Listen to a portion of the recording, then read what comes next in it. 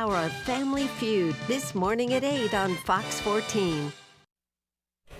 You're watching the KOAM Morning News on Fox 14. Right now at 7, Santa made a trip to Webb City to help host a workshop yesterday. Jasmine Knight has the inside scoop on the teamwork between Santa and the Down Syndrome Group of the Ozarks. Plus, the Newton County Food Basket Brigade was in full swing. We share how they are preparing for next Saturday's distribution. And we've got a beautiful but cold start to our Monday across the area. We'll take a look at that forecast, get you out the door, coming up. The 4 states' most watched news starts now. Good morning and welcome to the KOAM Morning News on Fox 14. I'm Caitlin O'Shaughnessy. I'm Chris Warner. Just after 7 a.m. on this Monday morning. It is still always so bizarre. So, of course, our clocks are they're synced. Yes. We always get to that line at 7:40. It is rare that we don't hit it right at 7:40. Oh, well, 7 o'clock and 40 seconds. I'm sorry, 7 o'clock and 40 seconds. It's so it's kind of crazy. Like every single time, it's 7 o'clock and 40 seconds. No matter what we say, no matter what we put in there at the start, it's 7 o'clock and 40 seconds. Incredible. Well, it is, isn't it? That's something else incredible in Webb City, too. Yes, kiddos in Webb City had the chance to visit with Santa Claus and a few other familiar faces. Down Syndrome Group of the Ozarks hosted a Santa's workshop yesterday. KOAM's Jasmine Knight was there and has more. Santa made a special visit this holiday season to the Red Door Barn in Webb City, Missouri for a workshop with families from the Down Syndrome Group of the Ozarks. Santa's workshop featured nothing but smiles. Kids of all ages with Down syndrome enjoyed seeing their favorite characters and taking part in holiday activities. All of our volunteers that are in character do such a great job of embracing those characters and really bring to life the spirit of Christmas. Down syndrome, the most common chromosomal condition, affects 1 in every 700 babies. Our kids face so much, our families face a lot, and so we look for ways, in addition to providing resources and coming alongside them, we look for ways to just make, some magical experiences, some fun events that kids can come out and just have a good time. Mine is enjoying the families that come here and being able to see the excitement on the family's face, and especially when they see Santa Claus. The Down Syndrome Group of the Ozarks was started in 2006. Their mission is to create an extensive network of support for individuals with Down syndrome and those who love and serve them in Southwest Missouri. So coming up in 2024, we're looking to launch our life groups, which will be age-appropriate groups for families to meet other families in the area, connect, resource each other. So that's kind of what we're looking to do, as well as some of our other events throughout the year. Today, the Santa workshop made each child smile. It was definitely an event that they will remember for years to come. Reporting in Webb City, Jasmine Knight, KOAM News. And around 30 kiddos attended yesterday's Santa's workshop, and the Down Syndrome Group of the Ozarks is hoping to host more events in the 4-state area this coming year. Certainly a special, exciting time for those kids to get out there, see Santa, for Santa to see them. He's very, very busy. He's going to be in a lot of places the next couple of weeks. I can't wait. We'll be keeping here. Tabs on him, won't we? We will. Yes. Of course, we do have the Santa tracker. We have got that on our website. Of course, other than moving around the area, he's not flying yet, but when he takes off Christmas Eve, we'll have him on our radar. We'll have him on, exactly. We will have him on our radar. And what we have on our radar for today is relatively calm conditions. This is a live look from our camera on top of the Cornell Complex, downtown Joplin. We've got that sunrise. It is looking pretty good out there so far. Same from the MODOT camera, 32nd and range line. Absolutely great start to the day, but again, a cold start to the day, sitting at 31 in Joplin, 29 in Pittsburgh, but these temperatures are right where they should be for this time of year. As we head into the afternoon, we're going to have, first off, a southwest breeze that could occasionally gust to 20 miles an hour, so be prepped for that. Any clouds we have are gone by the afternoon. Clear skies, afternoon and evening hours. Temperatures will eventually make it into the low 50s out there, so cool, but again, seasonable.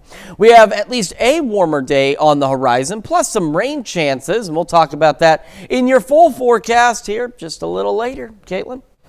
Thanks, Chris. An SUV overturned on 7th Street in Joplin Saturday morning, blocking traffic. It happened just after 10 a.m. at the intersection of 7th and Murphy Boulevard. Police say a southbound vehicle on Murphy collided with the eastbound SUV on 7th, causing the SUV to overturn. No one was injured, but traffic on 7th Street was temporarily blocked in westbound lanes. And a car in Joplin Friday night overturned after clipping a parked vehicle. The accident happened around 7:15 on the 800 block of South Rex Avenue. Joplin police, the driver became trapped after her car flipped in between two parked vehicles. First responders were able to get her out safely. She was checked out by EMS at the scene but was not taken to the hospital. And lovers of cookies and dinosaurs gathered yesterday in Neosho, Missouri for some prehistoric fun.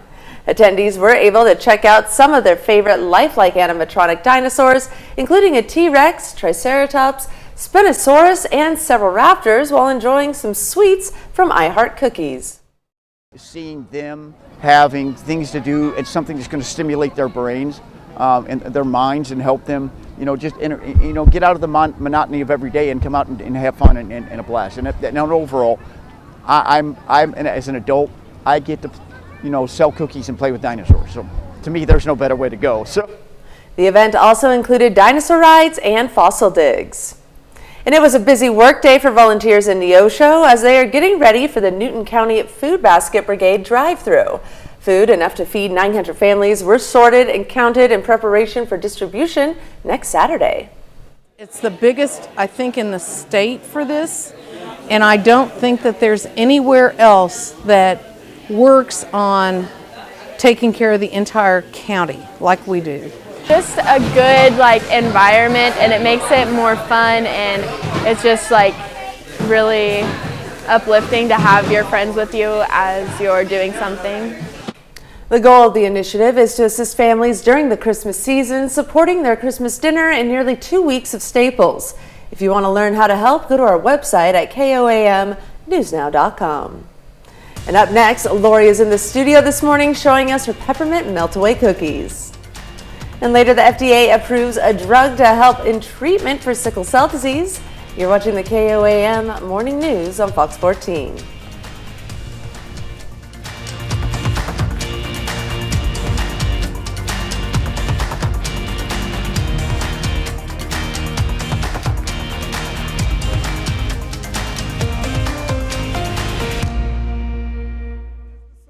Behind Josh Allen and the Bills. Wow! Sunday on Fox. Check for the game in your area.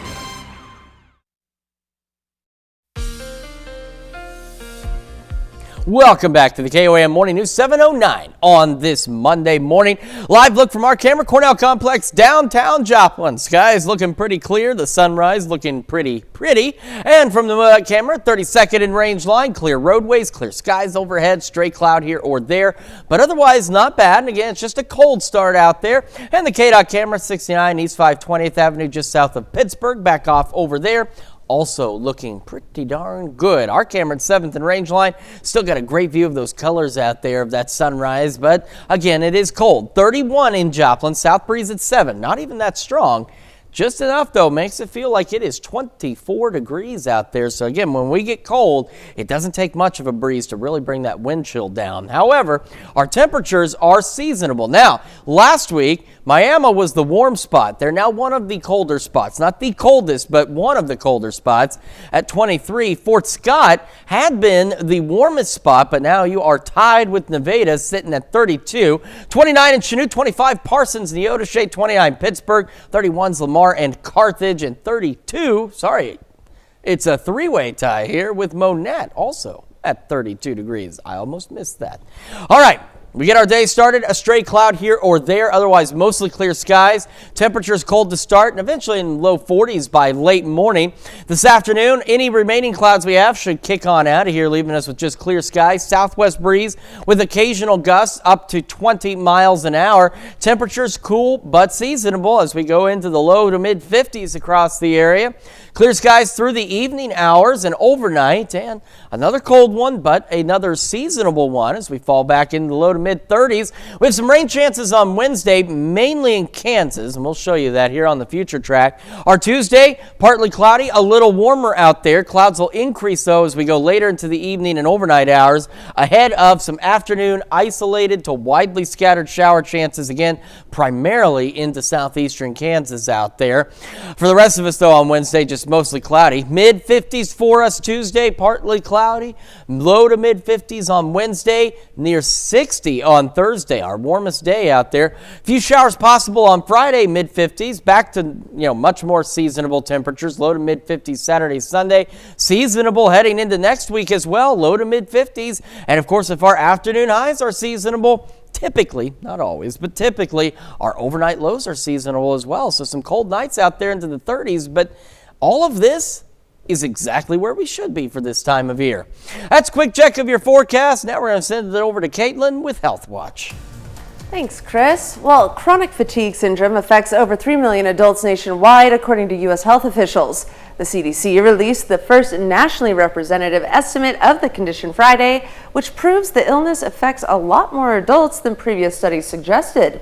According to the report, 1.3% of U.S. adults surveyed in 2021 and 2022 had chronic fatigue syndrome, which adds up to 3.3 million people.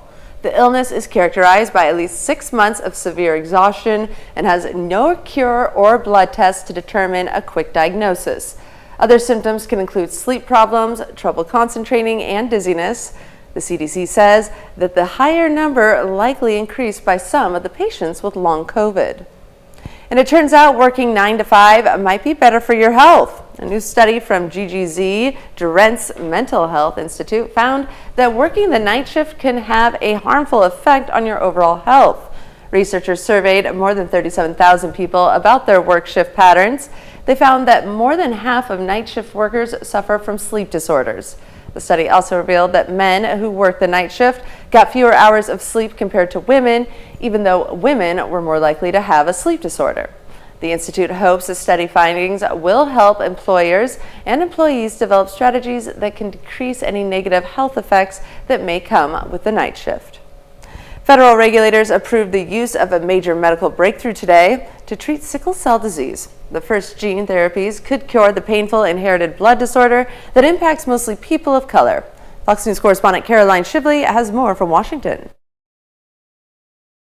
Sickle cell patient Jalen Matthews has experienced a lot in her young life: chronic pain, monthly hospital treatments, a blood clot, and at the age of 12, a stroke. I had to learn how to walk again, feed myself, clothe myself, basically learn how to do everything all over again. But now Jalen is experiencing something new: hope. On Friday, the Food and Drug Administration approved the first ever gene editing therapy for humans. Doctors will now be able to snip a patient's DNA, blocking the debilitating effects of the blood disorder that affects 100,000 people in the U.S., most of them Black. Sickle cell disease is due to a mutation that leads to abnormal hemoglobin.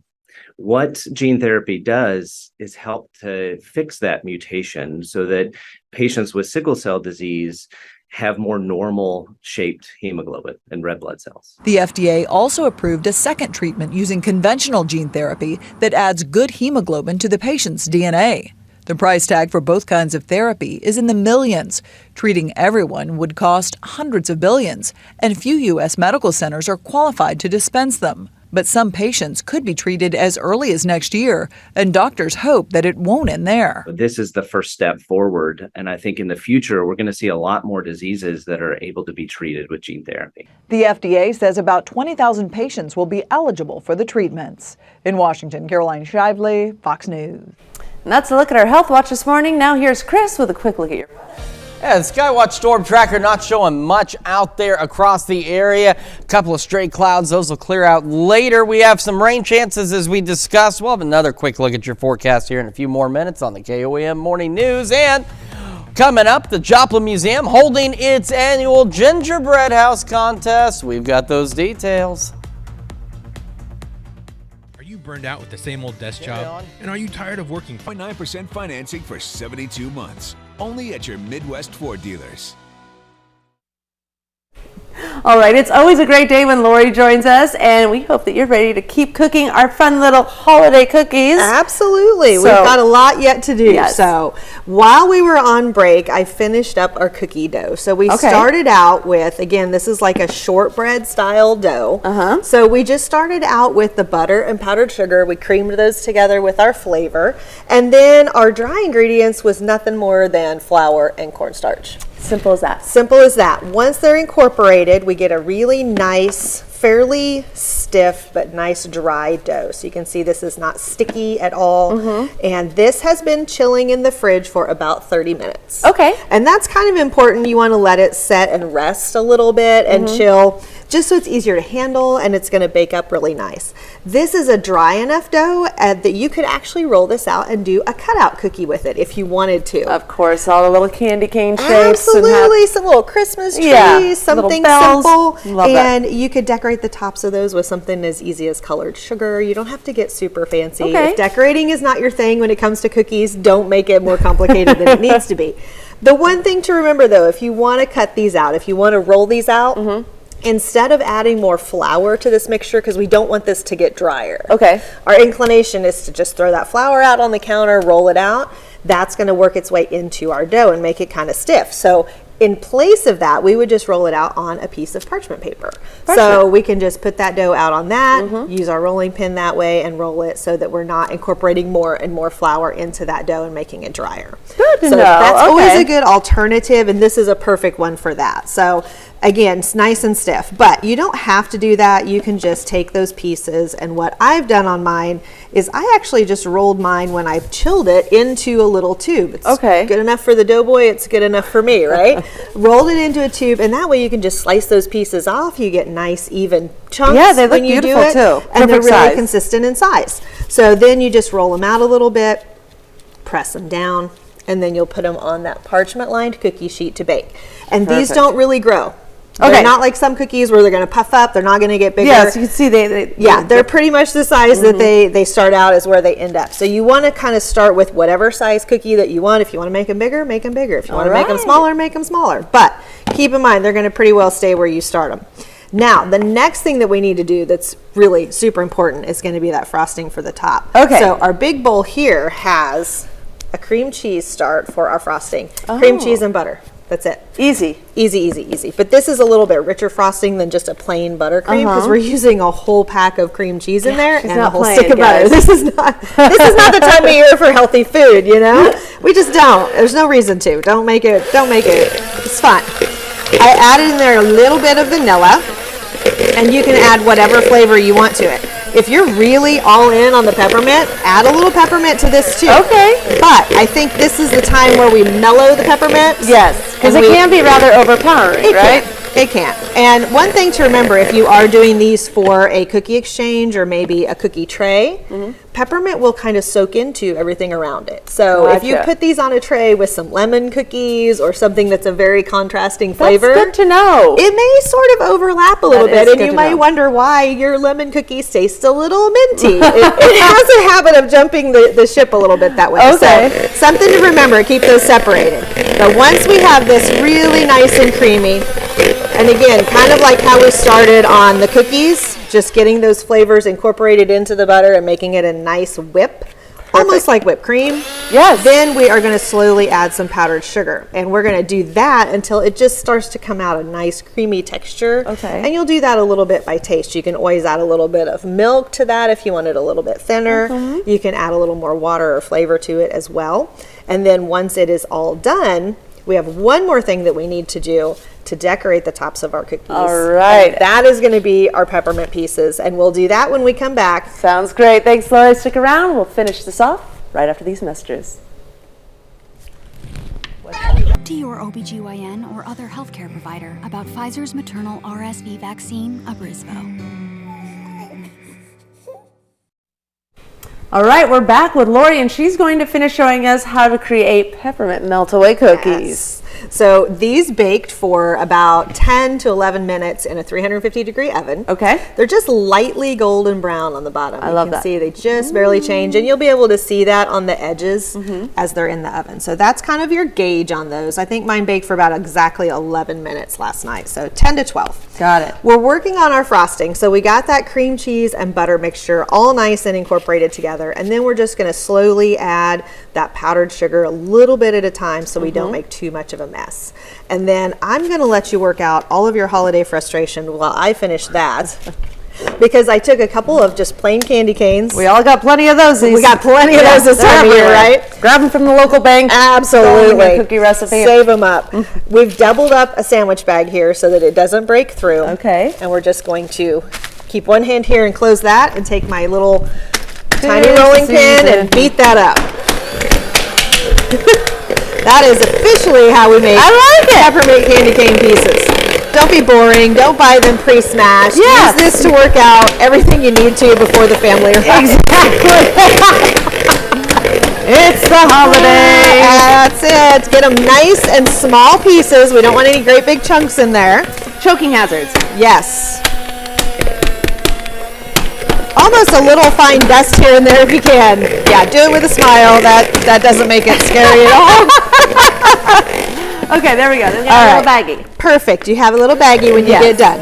Now, as I said in the first bit, this quote-unquote icing is also really a perfect dip if you're going to do like a holiday charcuterie board with sweets. It looks beautiful. Which is becoming very popular. We are getting those love savory our charcuterie ones. boards, right? Still Anything very can be a big, charcuterie and board. anything. You lay it out cute, and it's no longer a sweets tray or a veggie tray. It's charcuterie. Sounds fancy. So we've got this really nice creamy frosting. You can see it's just very typical, nice whipped. Yes, lovely. Absolutely. And I made some with some chocolate on my ones These that I ones are made adorable. last night. So a good mix. I love chocolate and mint together. They but just go so well. They do. Not everybody does. So you can kind of tweak that, whatever you want to do again. And then we're just going to add a little bit of frosting to the top. And you don't have to get fancy. You don't have to even put this in a bag to pipe, because you've got a nice little flat top to this guy. Nice. And as he Looks like comes a on snow there, cookie. it does. We want to just make it a nice thick layer. You can't have too much. And then we'll top that with a little bit. You can open that up for me. Oh, here's your little bit of those peppermint crunches, professionally made. Oh, now that's a giant piece. Oh, I'm sorry, Lori. Are my candy cane crushing skills not up to I don't par? know if you're going to work out, if we're going to have to do some You really Give them a good beat. These are a little much. We've got some nice pieces on there, and that just makes a really good crunch to it to finish that up. Now, putting that together, you can put that on your tray with a dip on vanilla wafers, anything. That's lovely. Nice mint, good combination together, quick put together. I love it. Well, Lori, as always, you've truly outdone yourself. I try. I appreciate it. And stick around because we got more news coming your way right after this. Or to Facebook, or call 417-624-2273. The 4 states' most watched news starts now. Welcome back to the KOAM Morning News on Fox 14. The time now is 7:31 a.m. I'm Caitlin O'Shaughnessy. Bridgestone Christmas Tree Farm held a Picture-esque with Santa event to families and pets. Though this is not the first year for family photos, this is the first time that they are allowing pets to do the photo shoots. Guests could also decorate their own sugar cookies and enjoy hot chocolate. Don't know where my wife came up with the idea, but seems like today's day and age, a lot of people are invested in their pets. So we wanted to find a way to include that pet in the normal Christmas tradition that's out there. And yesterday was the last day that the farm will be open for this holiday season. The Crawford County Historical Museum Saturday hosted a historic cookie baking event ahead of the holidays. Historic recipes included gingerbread, kowalski, Lebkuchen, rosewater currant cakes, and Polish ammonia cookies. Bakers provided samples as well as recipes for all of the 19th century desserts. In the 19th century and earlier, that was the time of the year that they would spend money on ingredients that they normally wouldn't buy. And so we selected these as holiday cookies that are suitable for Christmas and New Year's. The event began at 10 Saturday morning and wrapped up around 2 p.m. Joplin Historical Society and Joplin History and Mineral Museum yesterday held their annual holiday open house. It excluded holiday exhibits such as Christmas Village and cookie cutter exhibits. Attendees were also able to participate in a gingerbread contest consisting of 4 categories: children 10 and under, 11 to 17, adults, and professionals. So these will all be here until we close for Christmas, so until the 21st of December. And so you can see the Christmas ornaments or the Christmas gingerbread houses until the 21st. The rest of the displays will be there through December, to the end of December. First and second place winners for each category received a gift card to Target. And George Washington Carver National Monument hosted their holiday open house. Visitors had the chance to create ornaments and other crafts at make and take stations. The traditional event brought in local visitors as well as some travelers. I usually plan all of our holiday activities, and I decided instead of staying in town that I would find something out of town for my family.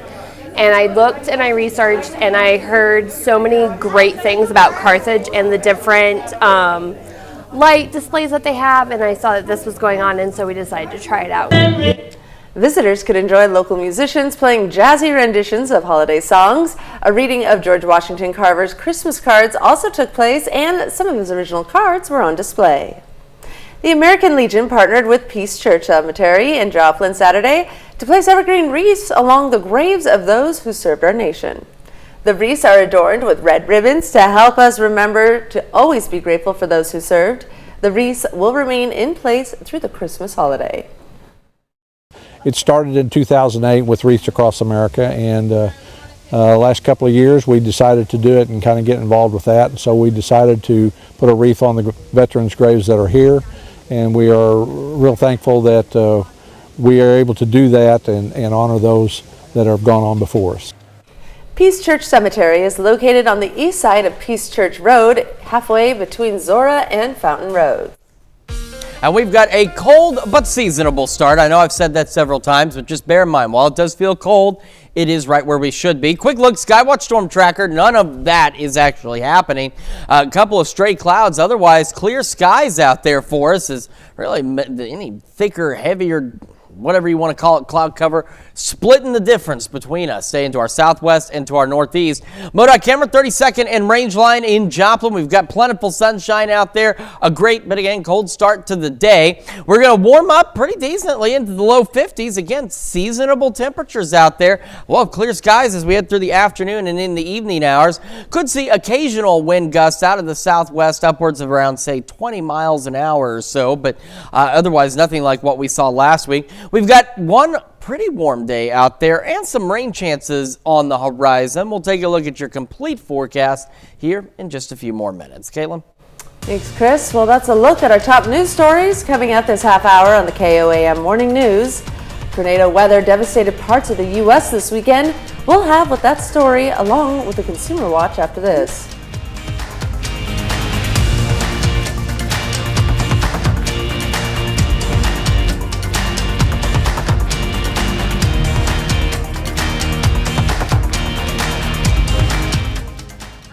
Out until Casey's has thin crust.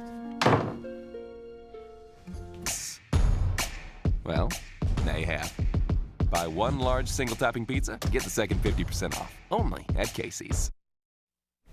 Well, a severe weather outbreak on Saturday has caused at least 25 preliminary tornado reports across 5 different states. A search and rescue operation is underway in Tennessee after a tornado hit Clarksville that caused extensive damage and killed at least 3 people, including a child. That same system moving off to the East Coast, bringing more thunderstorms, heavy rain, strong winds, and even snow to some of the New England states as we go through tonight and into today. Rick Damigella has the latest. We just got hit with a tornado. I saw it last minute. Oh my gosh, everything's gone. Residents in Clarksville, Tennessee are surveying damage today after a tornado ripped through there Saturday evening. Walls bursted, the windows bursted, everything just like exploded. One of the neighbors came out and said, "Guys, we've got to go." At least 3 people died, including a child, after a tornado touched down, and crews are searching for survivors. In addition to known fatalities and injuries, first responders are still working across the county to get to some hard-to-reach areas. Cars were left tossed on roofs as downed trees and debris littered roads.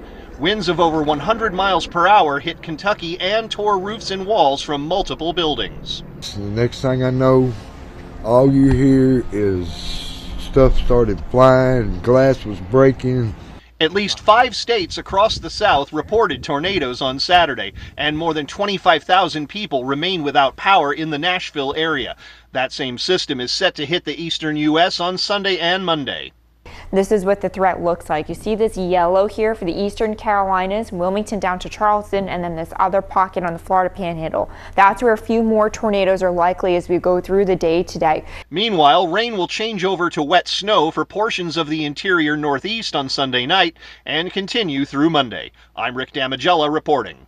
Of course, some very intense situations out there. Our thoughts and prayers go to everyone. And there's been some video circulating on social media near Clarksville where that tornado rolled through some power lines and we saw power flashes, but then there was an actual literal explosion of something that took place. It was not included in that particular story, but just absolutely devastating out to our east.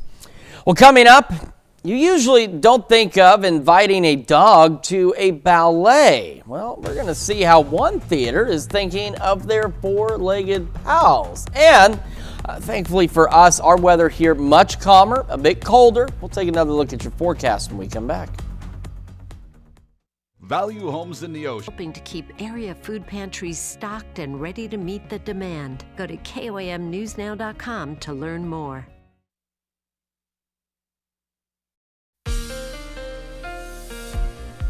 Welcome back to the KOAM Morning News. It is 7:43 on this Monday morning. We've got a cold start out there, but clear skies. Take a look at that look from that view from our camera on top of the Cornell Complex, downtown Joplin. Plentiful sunshine on the MoDOT camera, 32nd and Range line as we get this day started, and the KDOT camera, 69 East 520th Avenue, just south of Pittsburgh, also showing us plentiful sunshine, and same from our camera at 7th and Range line, but it is cold.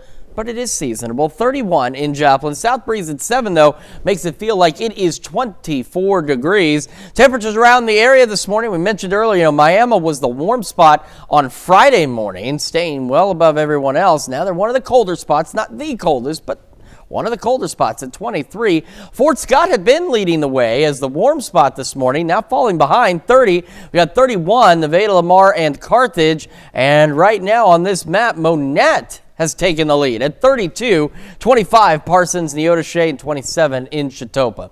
Maybe a stray cloud or two through the morning. Otherwise, mostly clear skies. Low 40s by late morning. And as we head into the afternoon, could have a southwest breeze gusting occasionally to 20 miles an hour. Otherwise, temperature seasonable with sunny skies out there into the low to mid 50s across the area. We head into this evening. The clear skies are a continuing trend, and our temperatures being seasonable, also a continuing trend as we fall back into the low to mid 30s. So again, yeah, that's cold. Believe me, I know it's cold. I don't like it very much, but it's where we should be. And of course, it's December. Could be a lot colder.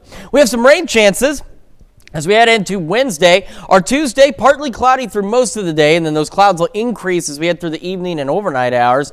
Mostly cloudy on Wednesday and an isolated or scattered shower possible in southeast Kansas as we go in the Wednesday afternoon and evening.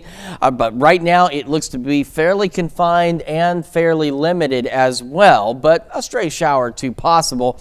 Pretty nice day for us Tuesday, into the mid 50s, low to mid 50s on Wednesday. Back into the upper 50s near 60 Thursday, our warmest day over the next 10 days at this point. Upper 50s for us on Friday and maybe a few additional showers. Temperatures seasonable through the weekend and into the start of next week. And of course, if our daytime highs are where they should be, it means for the most part our overnight lows are where they should be, maybe a degree or two above average here and there. So pretty calm, pretty typical type December forecast. It's rare we see that around here. That's a quick check of that forecast. Now we're going to send it over to Caitlin with Consumer Watch. Thanks, Chris. A gift card scam could be making its way into retail stores and possibly running lots of Christmas cheer. The Sacramento County, California Sheriff's Office is warning that some scammers are tampering with gift cards in an effort to steal money. The Sheriff's Office says that some cards are being stolen and replaced with fake ones, or information such as barcodes and PIN numbers are being lifted and then the cards are returned to the displays. The Sheriff's Office says one Chinese national was arrested with thousands of fake gift cards, possibly transferring money to a Chinese bank account. Shoppers should look for signs of tampering on cards, such as scuff marks or scratches near barcodes. And this is the time of year when many people focus on making New Year's resolutions. And right now, financial worries are playing a big role in the type of resolutions people are making. A new report from Fidelity Investments says 92% of Americans who save are factoring economic issues into their list. The report found inflation is Americans' top concern as they look ahead to the new year. 40% of respondents said they are worried about the impact of high prices on their day-to-day expenses. And even though inflation has come down from its 9.1% peak in July of last year, a lot of Americans say they're dipping into their savings or turning to credit cards to cover their everyday expenses. Shopping online for clothes might have just gotten easier with a new artificial intelligence tool. My Size ID is working with major retailers to help lower the amount of customer returns. The company has an algorithm that learns habits and measurements of online shoppers. It says the tool saves clothing companies 30 to 50% of returns on products. The AI matches the size to the shopper's body type, creating a better fit for the clothes. Levi's, Canali, and Desigual are among the more than 100 brands partnering with My Size ID to cut back on returns. And we'll be right back with more after this, but first let's take a look at the market prices before the opening bell.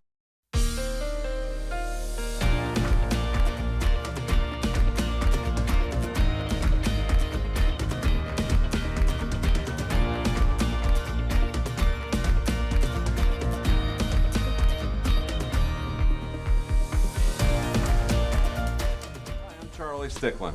And I'm Sarah Sticklin-McDonald. Minute with Mitch is brought to you by Como Jewelers and Woody's Smokehouse.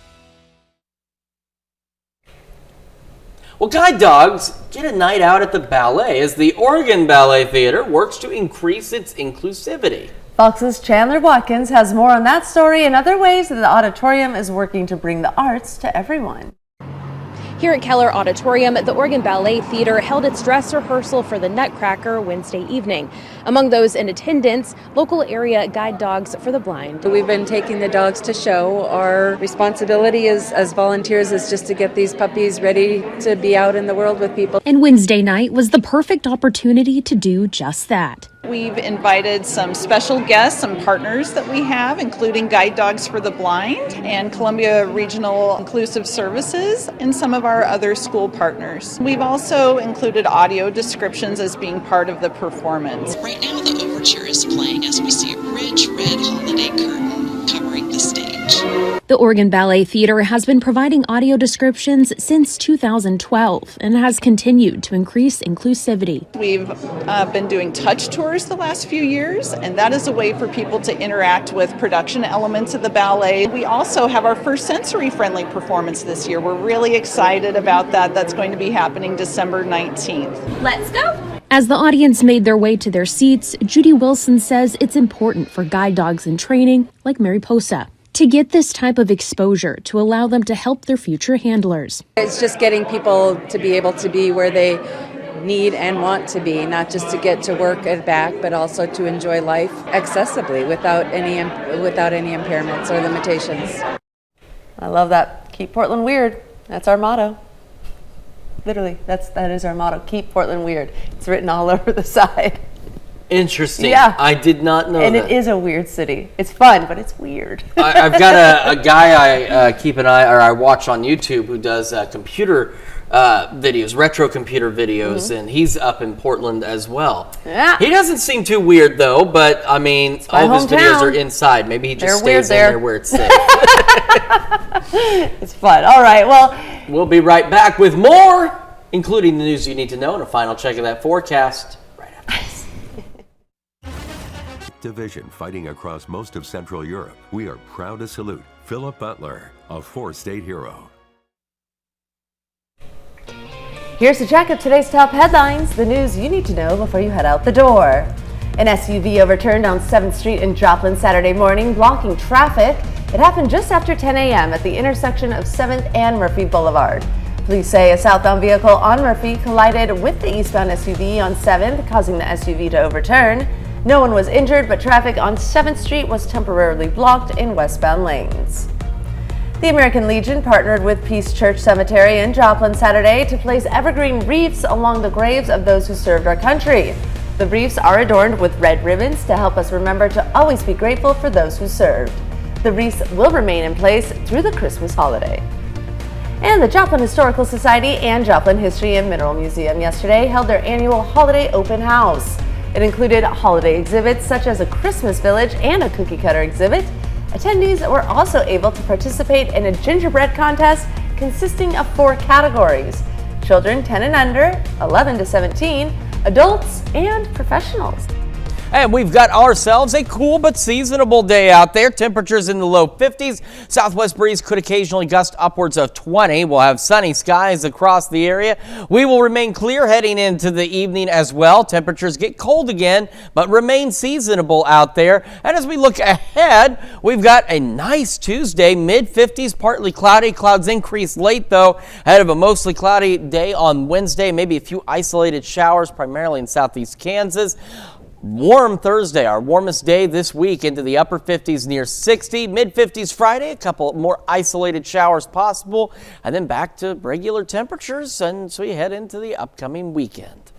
All right, down by the bay where whales and humans swim together. Don't believe it? See for yourself. It all happened in Perth, Australia on Saturday. One beachgoer captured the stunning video by drone and cell phone.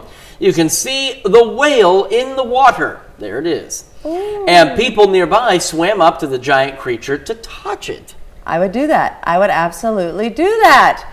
They backed away briefly after it took a breath through its blowhole. Local media reports say the whale swam back to deeper waters after hanging with its human friends for about an hour. That whale spent a lot of time with its little human friends. Pretty interesting. Yeah, that happens very often. No, yeah. it doesn't.